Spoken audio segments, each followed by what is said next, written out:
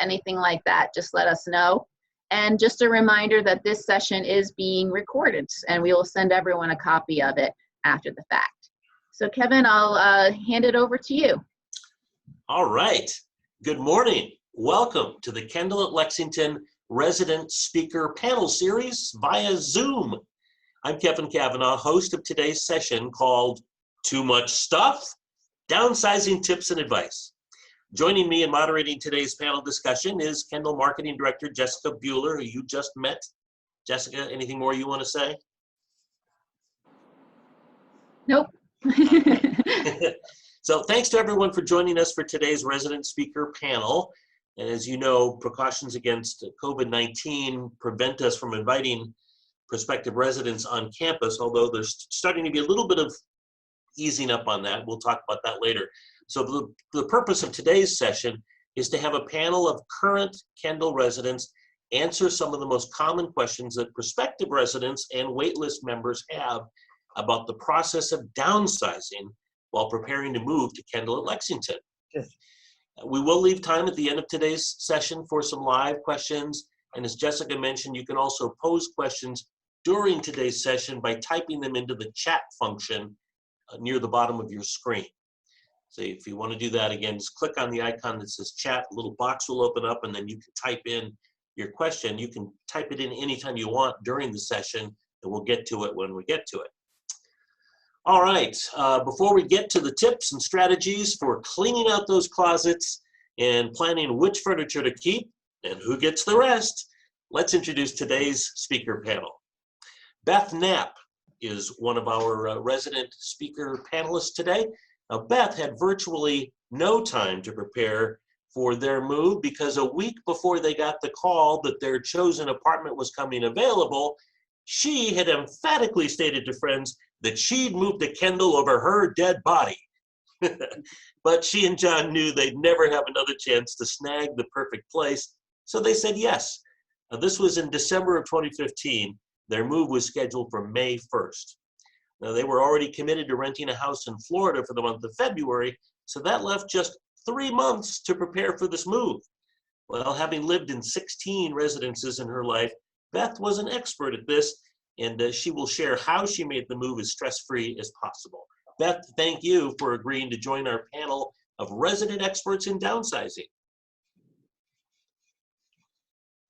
Okay, up next, Bob and Suetta Harrison had about a year to work through the nuances of downsizing and planning a move. They had made a reservation deposit on one of the new cottages being built on Sunrise Ridge Circle in August of 2018 and moved here from Crozet, Virginia just over a year later in September of 2019. Bob and Suetta, thank you for joining our panel. Thanks, looking forward to it. Kay Quirk joined the Kendal at Lexington wait list in July of 2013 and moved here from Alexandria 3 years later in June of 2016. Kay had been a longtime resident of Park Fairfax, a unique community of 1,600 plus condominium units. So while Kay did not have to plan downsizing from a huge house to an apartment, she did have to plan a move to a completely different space and what to do with a lifetime of memorabilia. Kay, thank you for agreeing to be on our panel. Paul Cormier joined the Kendal Priority Waitlist in June of 2016.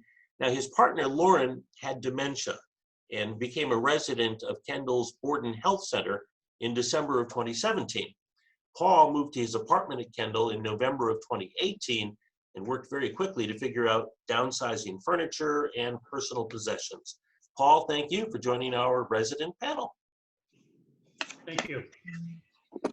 Heather and Hardin Marion joined the Kendal waitlist in April of 2010, giving them 5.5 years to think about what to do with all of Hardin's books before moving to their cottage on Sycamore Lane in October of 2015. Oh, but it wasn't just books that they had too much of. Heather will let us know how she single-handedly stocked a Habitat for Humanity restore with furniture for their grand reopening. Heather and Hardin, thanks for being here. We're happy to be here. Quite welcome. Happy to be here. It didn't work. Karen Mick and her husband Steve made a reservation deposit on their Sunrise Ridge Circle cottage in September of 2018 and moved in 15 months later in December of 2019. Karen will share their story of moving her grand piano and treasured organ to her new home. Karen, thank you for agreeing to be on our panel. Glad to be here.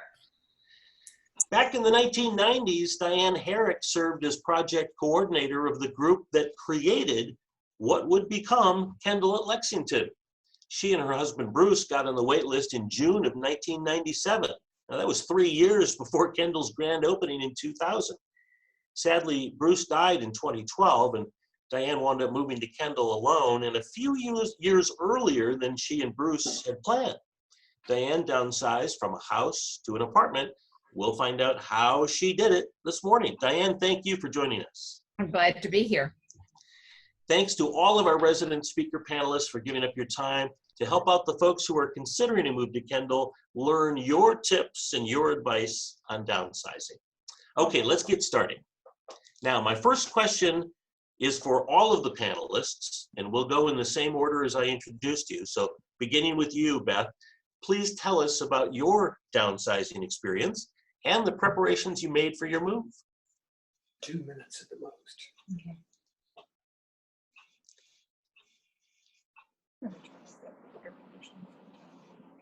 Did we lose Beth? Here we go.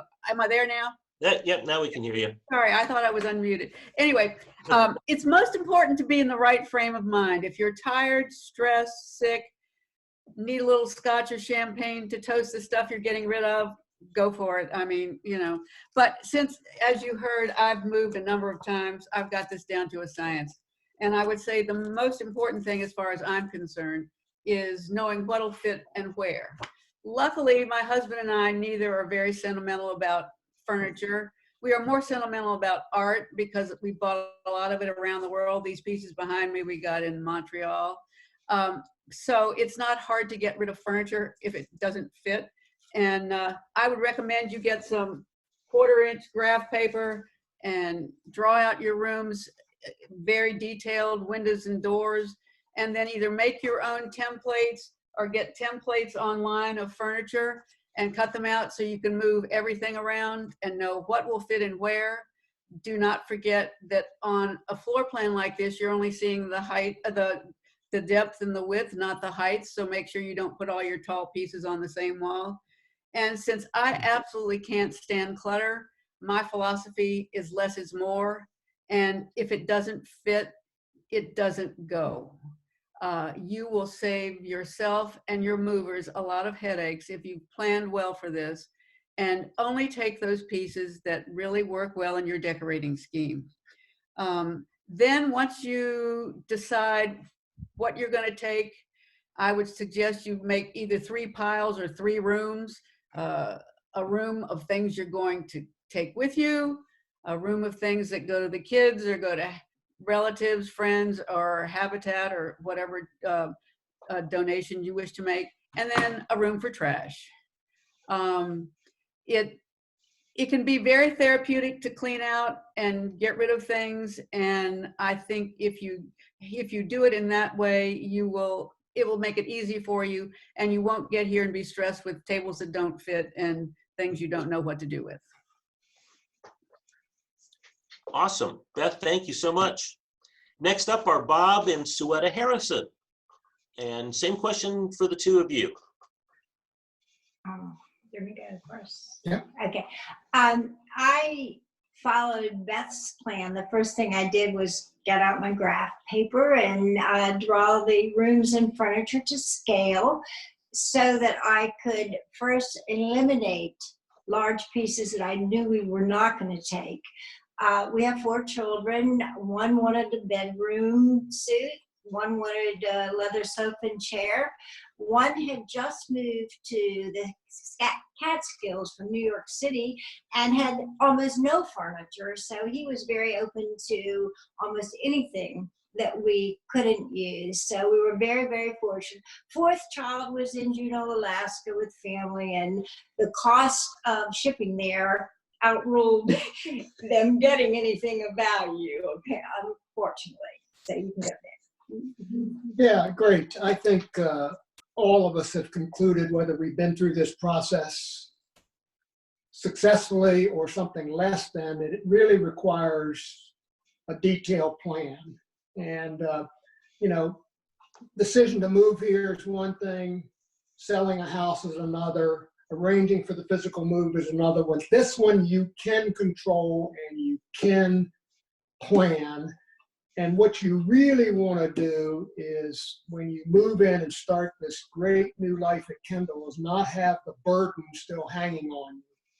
So implementation, schedule, it is stressful. It's probably the most physical and emotional burden that you face, but you can do it. If we can do it, you can do it. I want to say too, if you're getting rid of things, you can always take pictures to remember them. Thank you. Thank you, Bob and Suetta. All right, up next is Kay Quirk. And again, same question. How did you prepare for downsizing and moving? Well, thank you for asking me to participate. I lived in Alexandria, Virginia in a condominium, as my introduction said, for about 40 years. So I not only had a little bit of furniture of my own, but I also had a lot of furniture from my parents. Although the place wasn't that much bigger than the place I am in Kendal. What was the problem was that I had 2 storage areas, and those storage areas had all the memorabilia.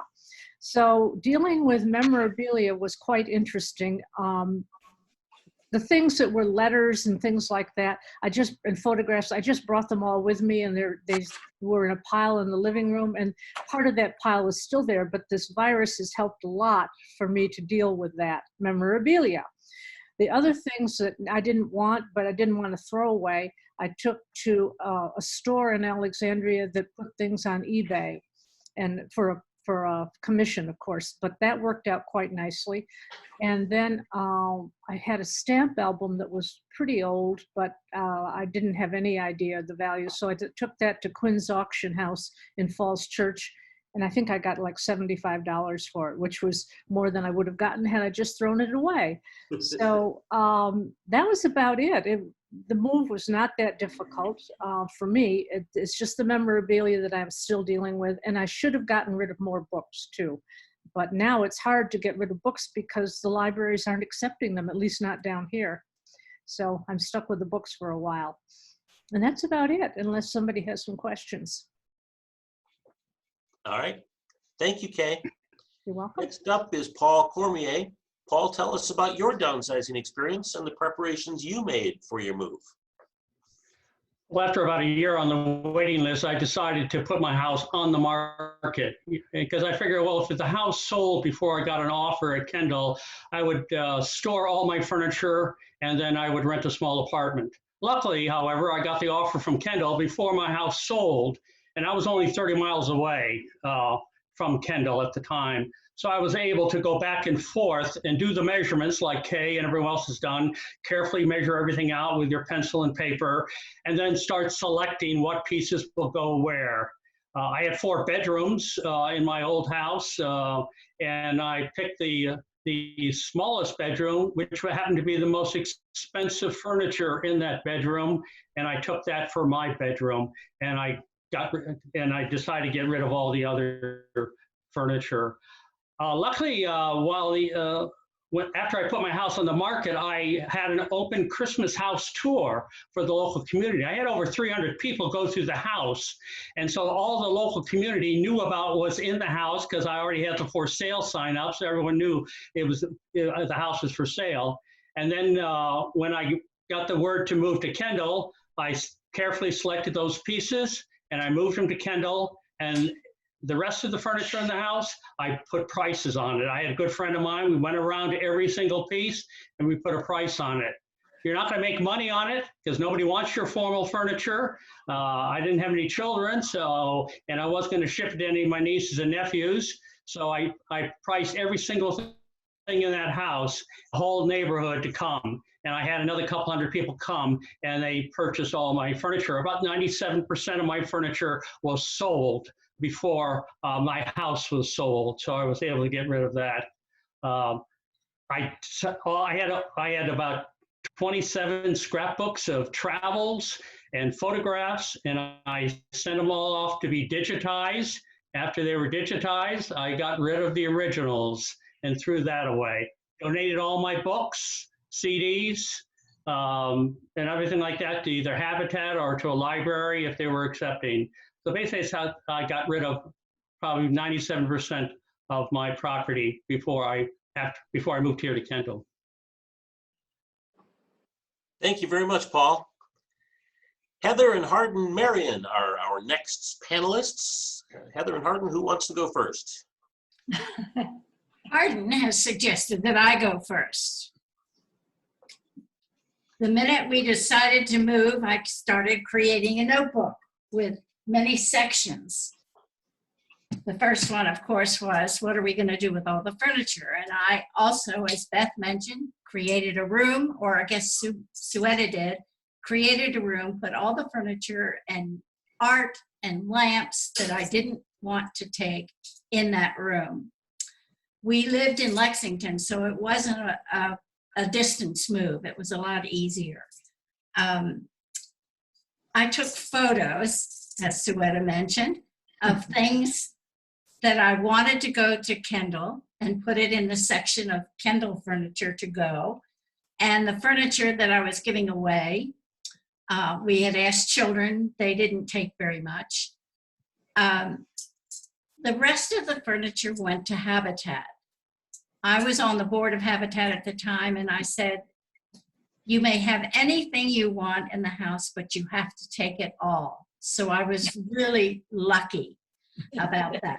And they did. They took it all and had a grand opening, and I was there and I saw people carrying out all of my Easter decorations and my linens and lamps, and it was just great. So I will say this, emotionally, I felt like I was giving my life away at times. But once you get to Kendal, you forget about that. Mm-hmm. I did take photos of a couple of things, one of which was the dress I wore in my sister's wedding, a size 10. She'd been married for 30 years, and I gave it away after I took the photograph. So you can do it. Okay. First of all, welcome to this aspect of Kendal, all of you who aren't Kendal residents already. And we're delighted you're with us this morning. Heather took care of all the important things, as she's just told you. Furniture, the rugs, the kitchen, things that make a kitchen work. I was left with my stuff. The first thing I had to deal with was a lot of memorabilia.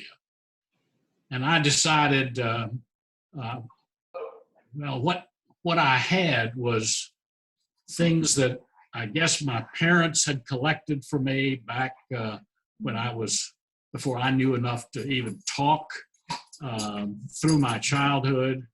I had memorabilia from college and law school.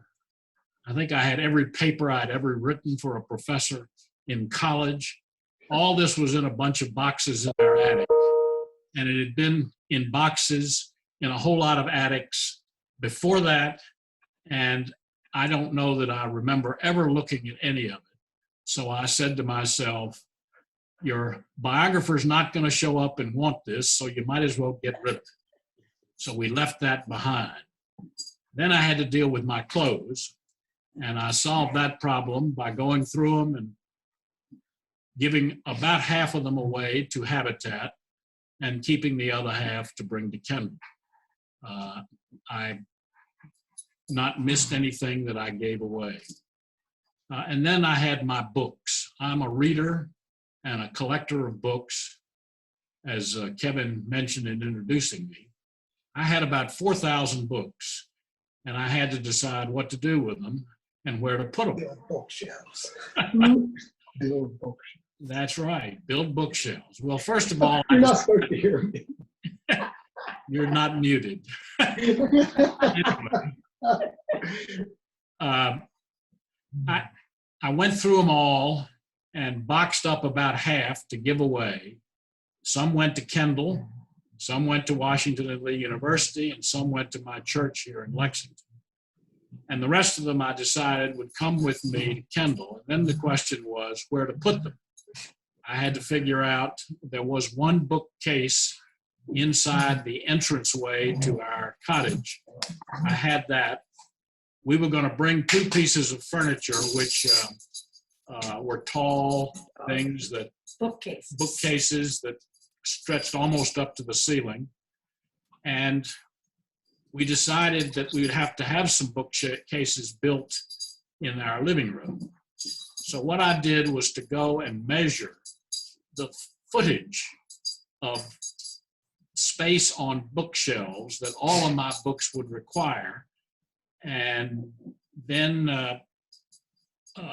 arranged with Kendal to build bookcases that would accommodate all those. And I had it all perfectly figured out until Heather said to me, "You can't have all the bookcases. I need some with spaces in between the books for my doodads and trinkets." And, I did not call them doodads. well, Of course not. whatever you call them, vases and cute little things. So I had to leave space, which meant that a week before we moved in, I had to tell Kendal, "Can you add one more bookcase here in the living room and make it look like it was all planned from the start?"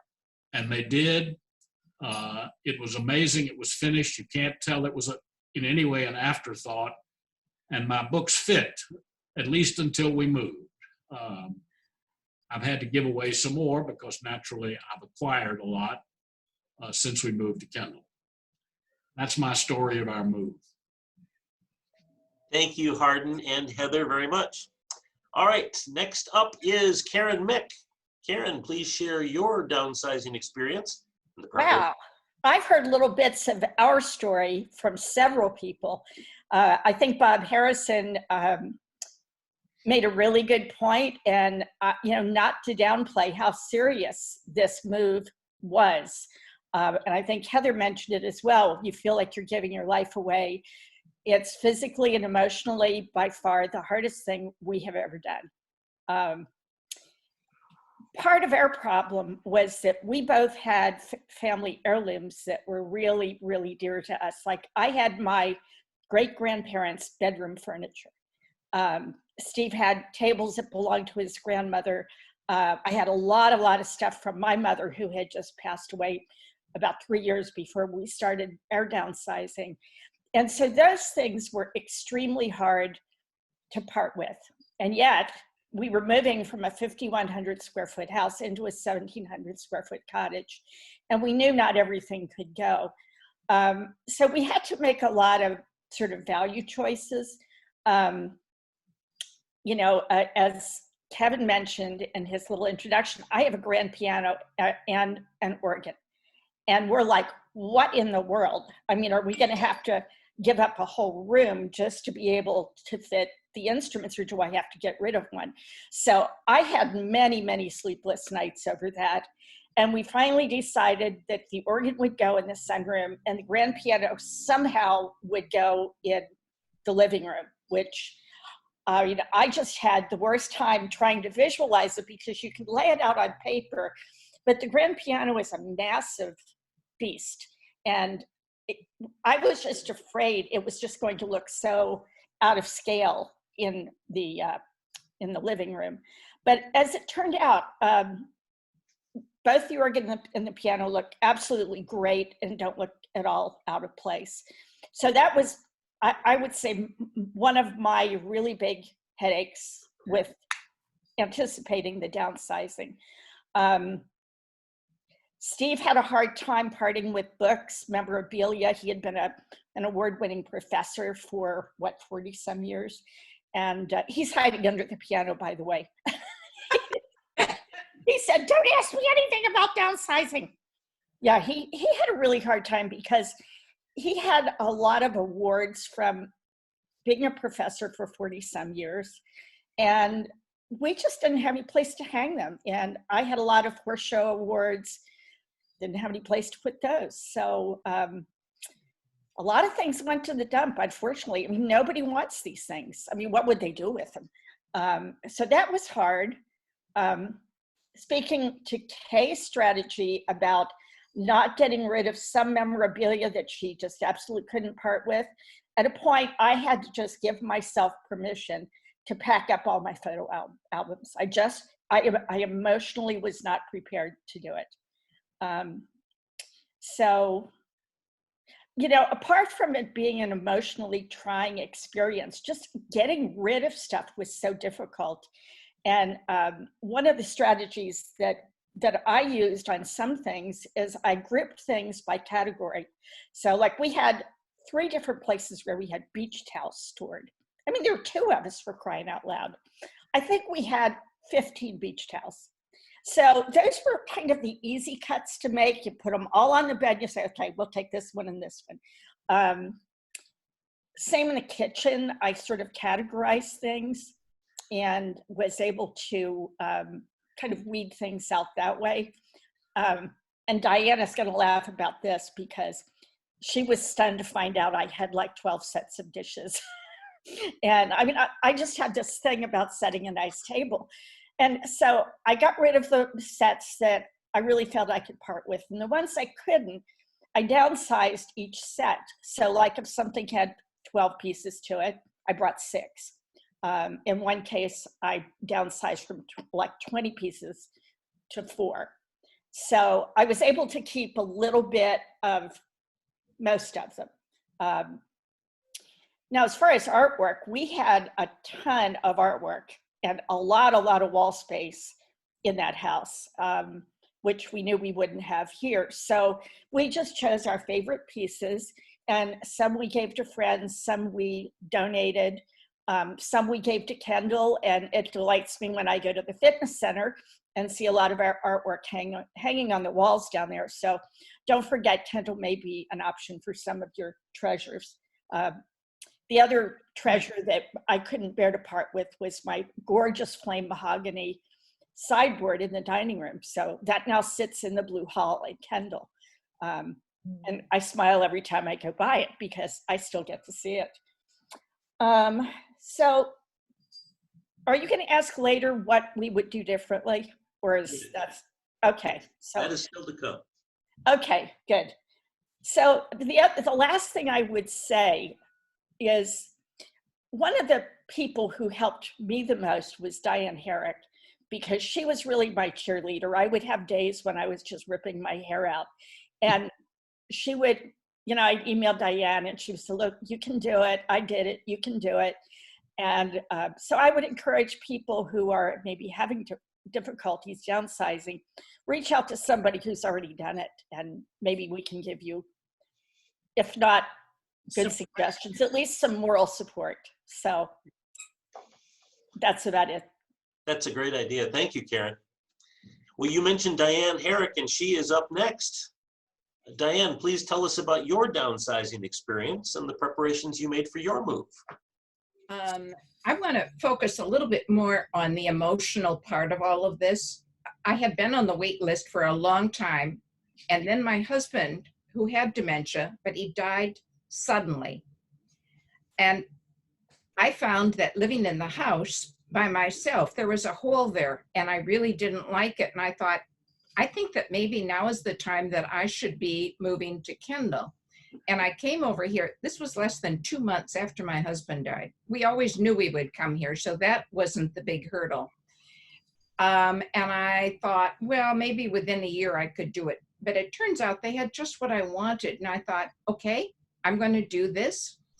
And I then started the process of thinking about selling the house, and also about the downsizing process. And I did get an organized list together eventually on it. But I was going through all of the emotional trauma of my husband dying suddenly. And that was a big part of it.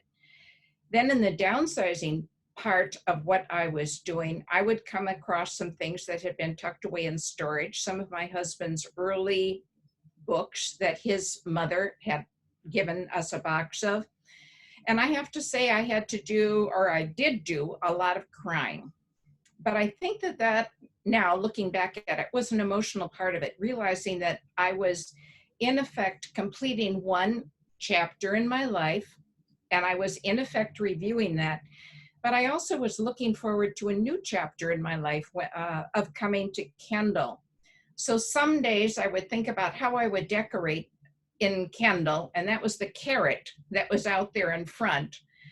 And then the other side was that I really needed to downsize from a house 3 times as big as to what I would be living in here. And I did do it. My son came to help me do some of the downsizing in the garage. And he wrote to my other 2 children, "Oh, Mom is being ruthless." And I thought, okay, well then I've scored on really doing some downsizing here. And I also thought, I don't want them to have to go through the things that I can't make the decision. So I just made some decision and did it.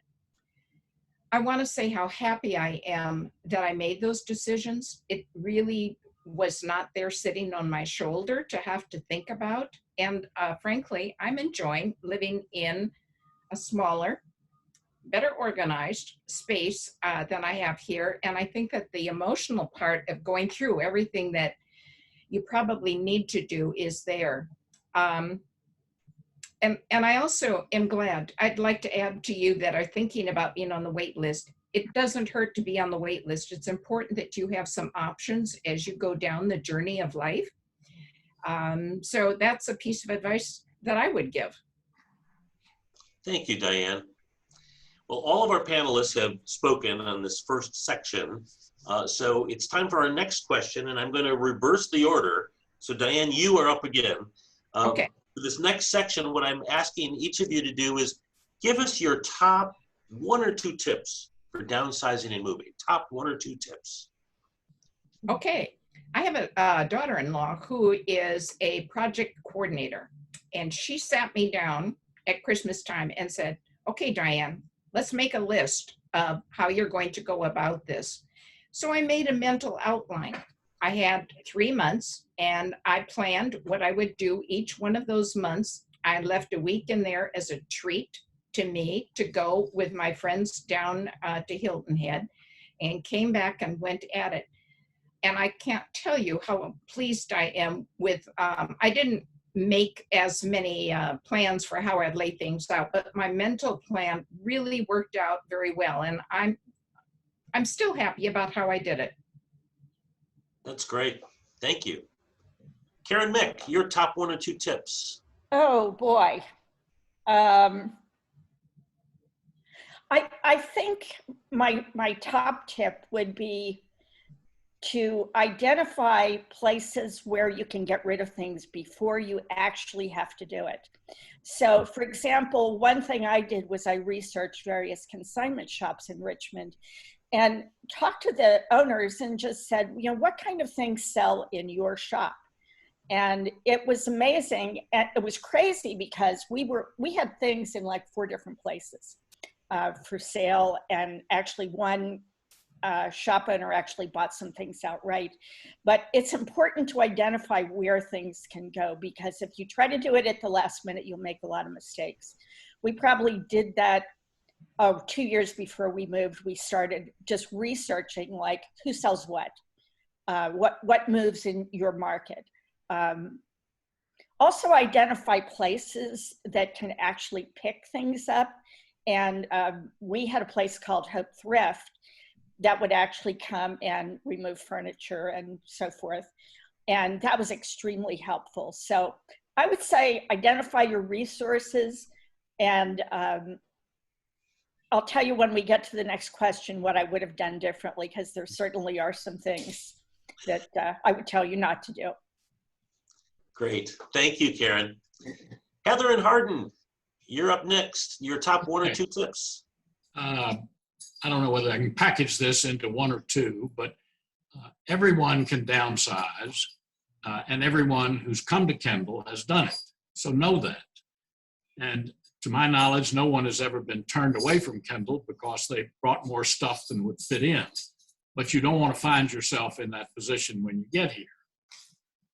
No, it is simply a fact that everyone can live in less space and use fewer things than they currently do.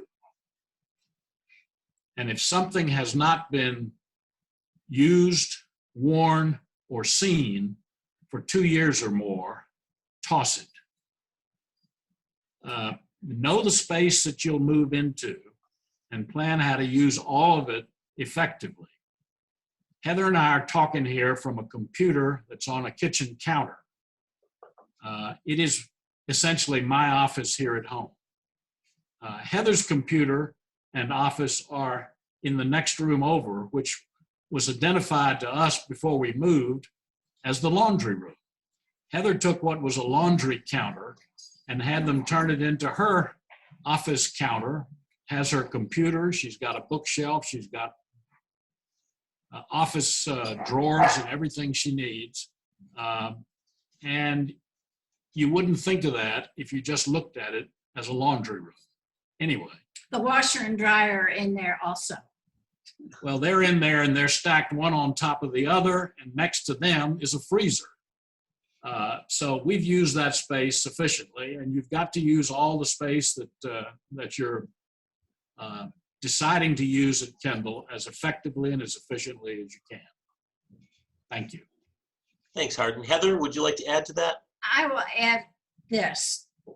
In my plans with my notebooks, what I brought to Kendal was in, the beds were made by the afternoon of the move. And everything was in place. It's still in the same place. And it was wonderful, and we have never looked back. Great. Thank you. Paul Cormier, how about you? Top 1 or 2 tips for downsizing and moving? I think downsizing is a lifelong event that you should start now, whether you plan to move to Kendal or remain in your house. You need to start downsizing your items and continue doing it. And I am continuing downsizing now. And if you have things that you cannot part with, memorabilia or files or whatever, well, rent a storage unit, put it all in a storage unit. Then after you move into Kendal, you'll have an opportunity to go back to that storage unit and gradually start working on downsizing all those memorabilia items that you can't deal with at the time you're trying to move your furniture. And also consider that if you have 1 or 2 items or art pieces especially, offer them to Kendal. I offered several items to Kendal. They accepted them, and they're hanging in the hallways now. And I can walk by these hallways and I can see some of my artwork and pieces of furniture that they accepted and said, well, that's my stuff. So it's still here with me in Kendal. It's just not in my apartment. And I think that's a good option you should consider as well. That's great. Thank you very much, Paul. Kay Quirk, how about you? Top 1 or 2 tips for downsizing and moving? I think I just have one, that if friends offer to help you, accept it. I had 3 or 4 friends offer to help me do the kitchen, and it was invaluable. I had the materials for wrapping things up, glasses and china, and I had some boxes, I think. But anyway, then I took them to a very nice restaurant in Alexandria for a lovely dinner and to thank them for all their help. But they were absolutely wonderful, and they all worked together as a team. So I say, if you have friends offer, accept it. Great. Thank you very much, Kay. Bob and Sue, how about you? Top tips.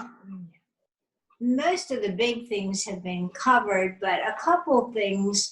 I took extra lamps and pictures when I couldn't choose between things, and then after moving in, was able to see them in the room. And another thing we did early was a couple pieces of furniture that we were not going to keep with the beautiful wood tone, but paint them to go in particular places. A very small desk to put in the bathroom as a makeup table, another piece of furniture in the bathroom, because we didn't have a lot of storage. We painted that white to go with the trim in the bathroom. So those are just 2 little tips. Great. Bob, anything you'd like to add? Yeah, there's 3 things, and I'm going to really quickly and tightly summarize them, but all 3 of them can be, and for us, were consequential. Number 1, if you're moving in an appropriate area of the country, and it is a major downsizing. Estate sales are a nice way to figure out very quickly whether somebody can help you after your children and after you've concluded what you're going to take. And these people come in, have a quick look. If they're interested, they mean they're experienced, they can conduct the sale. You don't do too much and you'll pocket a fair amount of money. It does take an organization, and they stage your house and you move everything that's not going to be sold into other rooms, and it's sort of disruptive. Second of all, we did not want to do a garage sale, but we had a lot of stuff, mowers, blowers, chainsaws. We had a little pond out in the back and some things that couldn't move. And we actually just sent a message out to all of our neighbors and said, we have all this stuff. Here's a spec. Here's a picture. Are you interested? And we didn't price it. Very, very smart, because everything sold and everybody paid us a lot more than we thought it was worth. So that's what good neighbors do. One, I said, I'm going to give you this away because it's sort of broken. Next thing I know, there's a $50 restaurant gift certificate in the mailbox. Last one was, there were some things that we weren't sure we wanted, but probably should stay with the house, such as metal shelves in the storage room, work desk in the garage, a few other things. And our realtor said, put on there, this is not included in the sale and you're going to take this with you. Then after you're under contract, change your mind. They'll then come back and pay you for it, as opposed to immediately saying that was included in the sale. So it was a nice way to move things that you weren't too sure about. So there's a lot of little techniques, and the net effect is everybody has said, get it over with and move on. Thank you. Thank you, Bob. And thanks for that reminder that if you move to Kendal, you will never again need to own a lawnmower. No comment.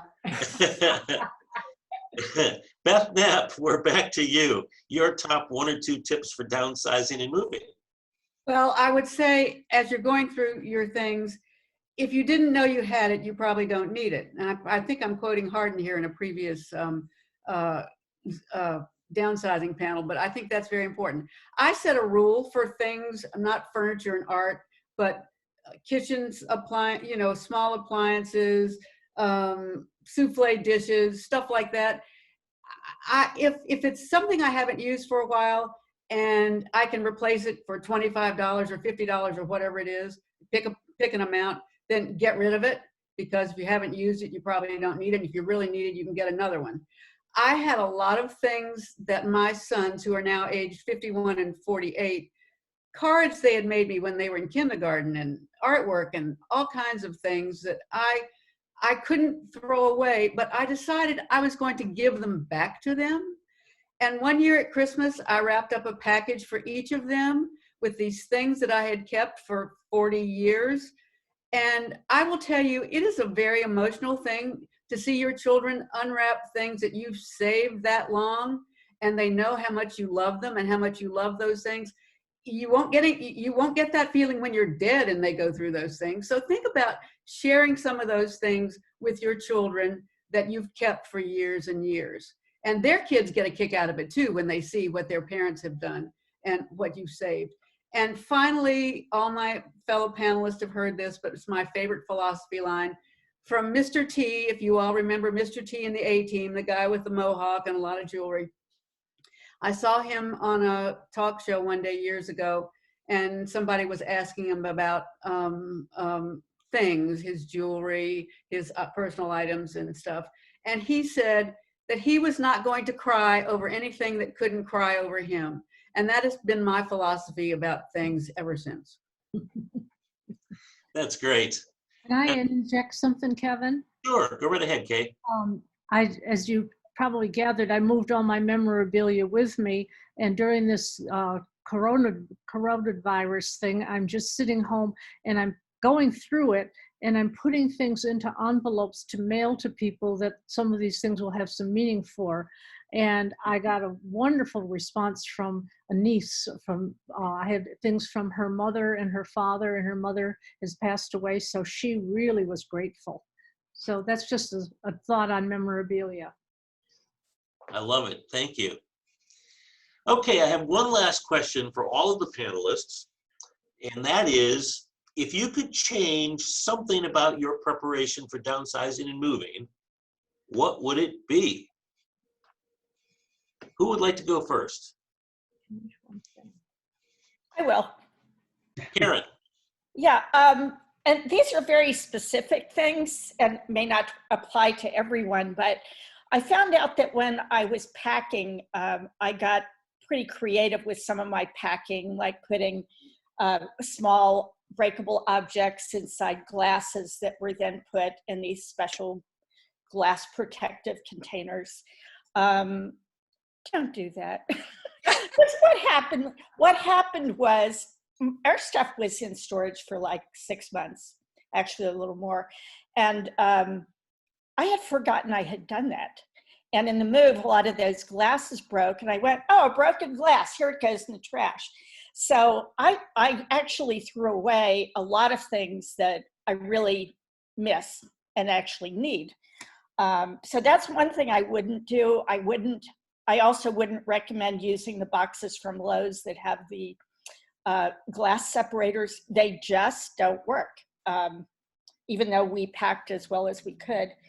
The other thing that did not work for us was an auction. I think it was Bob, had mentioned that an auctioneer will come out and look at your stuff. Well, in the Richmond area, there is a place called Cannon Auctions, and they will actually take your stuff in, post it online. Sounded like a great deal. The problem was their descriptions that they posted online did not reflect the quality of the items that were being auctioned off. So, for example, a table that I think my mother had paid $2,000 for, and it was absolutely in mint condition, they described it as a rattan table, and I think I got $10 for it. So that whole auction experience was really bad. We got rid of some things that we should not have. After we got here, we realized we wanted to do some extra gardening, and we had gotten rid of almost every garden tool we had. So we're kind of sorry we did that. Also, I got rid of a lot of kitchen items that I thought I wouldn't have room for. And it turns out there is an enormous amount of space in this kitchen. And we also added a couple of cabinets out in the garage to accommodate some of the larger things, like a huge cooking pot that I used to make soup a couple of times a year. So I know somebody said toward the end of the process, they got really brutal. And I think I got too brutal and got rid of some things that now I've had to replace. So I would caution you against getting rid of too much stuff before you really understand the space that you're going to have to work with. And, you know, maybe this is peculiar to us because up here on Sunrise Ridge, we didn't really have a chance to see an actual cottage. We couldn't open the cabinet doors and say, oh my God, you can fit like a horse in here. That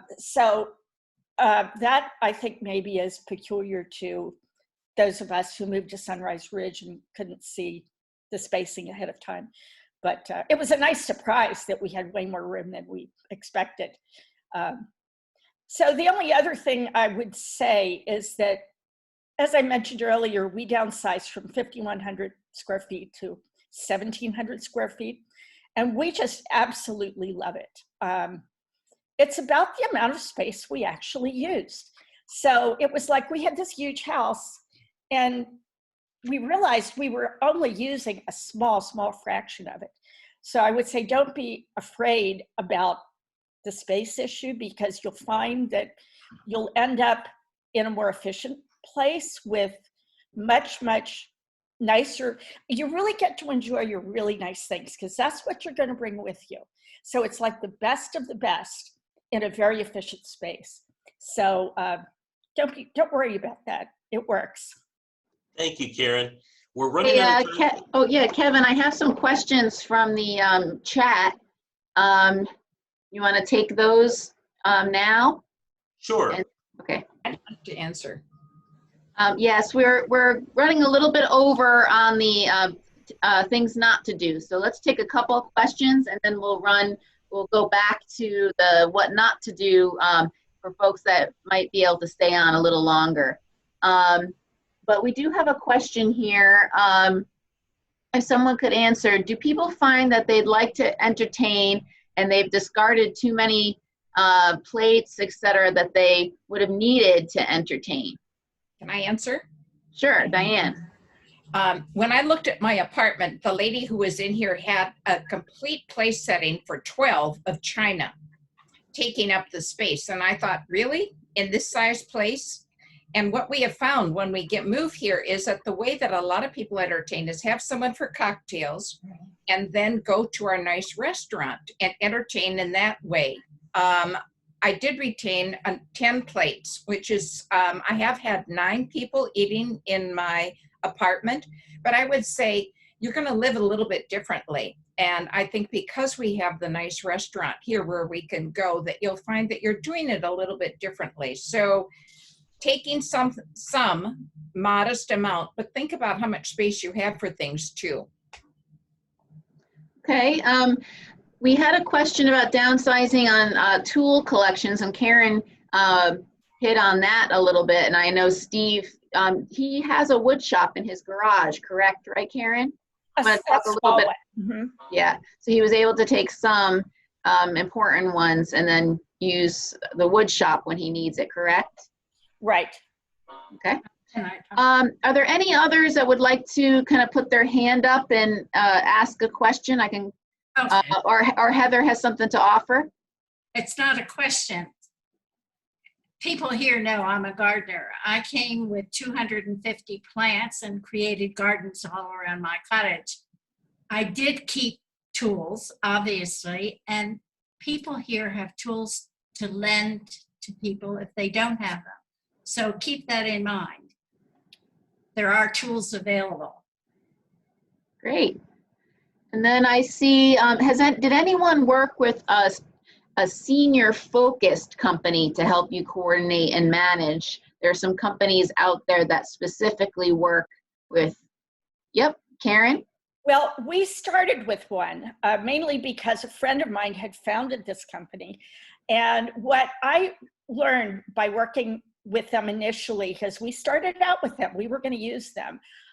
They helped us do our original floor plan and gave us some suggestions as to furniture. But really, at the end of the day, it was something we could have done ourselves. But they will, if you don't want to go through the hassle of doing consignment and donations and all of that project management stuff, I think they are worthwhile. But we found that I thought I could do it better, to be honest. And what we did, I think, was more extensive than what they would have done. I mean, basically, with them, it went to auction, it was donated, or it was taken to the dump. Those were kind of the options with them. And as I said earlier, I used like 4 consignment shops, and I probably sold more that way. The only regret was the auction didn't work out real well. Can I add to that? Sure. Quickly? We did use Crowning Touch, and Karen came from Richmond, and we don't have the options in Lexington of all the consignment shops in as many places, but we only moved a mile. I would say they packed us as if we were moving to China. But they did take anything that didn't come to us, our children took, to either their consignment place or their online auction. And I believe the things they sold, we got about $1,000 back. One thing they did for us that I am eternally grateful for, they unpacked my kitchen, and they unpacked it exactly as I would have done it. I didn't have to move one thing in the kitchen. We walked into this place and it was ready. So, I mean, I think there are pros and cons to using them. It's not inexpensive to use them, however. Okay. Are there any others that have any questions? I don't see any more in the chat, but anyone want to raise their hand and we can unmute? We have Audrey. You're gonna have to unmute your screen there. That do it? Yes, we can hear you now. Well, this has been absolutely fascinating. And I live in the other Lexington, in Lexington, Kentucky. And my children have somehow gravitated to Virginia. And at this stage of my life, about to be 82, I think it's time to get a little closer to them. So I've got not nearly the square footage that some have, but I'm going to have to be fitting it in maybe to half of what I'm living in now. And I'm looking at it with a great sense of joy, the Marie Kondo bit of the spark of joy, and also absolute horror of figuring out what to do with some things that are precious. I figured out how to do a piano trade with my son, and then take his piano up there, so I don't have my big one to bring. But he's in Bedford, and most of the families sort of collected around Charlottesville, and so it's going to be lovely to be with them. But I have a wonderful life here too, so I'm just thinking, oh, this is something I've got to just make up my mind is going to happen. This has been a lovely, lovely conversation with you all. Just wonderful. I feel as though I've known you for a long time. Thank you, Audrey. We're looking forward to your moving here. It is 12 o'clock. We're going to stay on. Anybody who can stay on and continue, let's do it. But we understand this was scheduled for an hour. So those of you, panelists and guests, anyone who has to leave, feel free to do so. We will not be offended. I think we'll stay on for maybe 2 to 3 more questions if folks could stay on. I saw a question. Is there anything anyone got rid of that they really wish they didn't? I know Karen mentioned some gardening tools. Anyone else have any regrets? This goes a little bit to that last questions on what not to do. Anything that you really wish you hadn't gotten rid of? Panelists? Pardon? I will just say, we've been here for 5 years, and I don't miss anything that I had before the 5 years. So I'm answering the question, or the other half of the other side of the question. Right. And Karen? Well, as I said, I was very ruthless toward the end about getting rid of kitchen items, and we can't find our favorite cutting board, as silly as that may sound. And we can't even imagine that we would have gotten rid of it, but it's not here. So yeah, there are a number of kitchen items that I really wish I had. So. Okay. Karen, Artists in Cahoots in downtown Lexington has some beautiful artist-made cutting boards. Good to know. Good to know. Yeah, local artists. Any other questions? And any of our other panelists want to answer the what not to do question that didn't get a chance to? Things you would do differently if you could. Yeah. You know, I had thought about going using online services for getting rid of furniture and all that. But when you look at them closely, a lot of them, they start, no matter what piece of furniture you have, $1,000, $2,000, $3,000 piece of furniture, they start their bidding at $5. Exactly. So as somebody mentioned, they only got $10 out of it. I would rather give away a $3,000 piece of furniture to somebody, even if I can't sell it, than to have somebody buy it for $10. And so I did not use any of the online services because you don't get much in return of your money. It's better to just give it away. And no matter what you give away, everything you're giving away, you feel so much better. Every time somebody took something away, I had a very emotional reaction. Thank God. It's gone. It's gone. I don't have to worry what I'm going to do with that. And I have no regrets about anything that I gave away. And so you feel much better about it. I hate to think that I would still have this stuff hanging around not knowing what to do with it. That's a great tip. Thank you, Paul. Any other panelists who, if you could do something different, you would? Or not do something you did. Okay. All right. Jessica, anything else? Any other? No, no more questions in the chat. Just a few people thanking everyone for being a part of this. Some great comments on folks feeling great about listening in. All right. Well, that's going to conclude today's speaker panel. Too much stuff, downsizing tips and advice. Thanks again for everyone who attended and participated. Our next resident panel session with a whole new resident panel will be on Thursday, July 30th at 11 a.m. The topic is a review of the residence and care contract and what is life care. So we'll explain the continuum of care model and dive deeper into what KLEX's contract agreement includes. So if you'd like to sign up to attend that Zoom session, go to the Kendal at Lexington website. Under Trending Now, click on Events. You'll see a description of the program and a place where you can register. All right, and we are, by the way, guests, we are now able to, on a limited basis, schedule visits to our campus and show some open apartments and cottages. So anybody who's interested in doing that can contact me or Jessica or Katie Hall from our marketing department, and we'll take care of it. All right, thanks everybody. Have a great afternoon.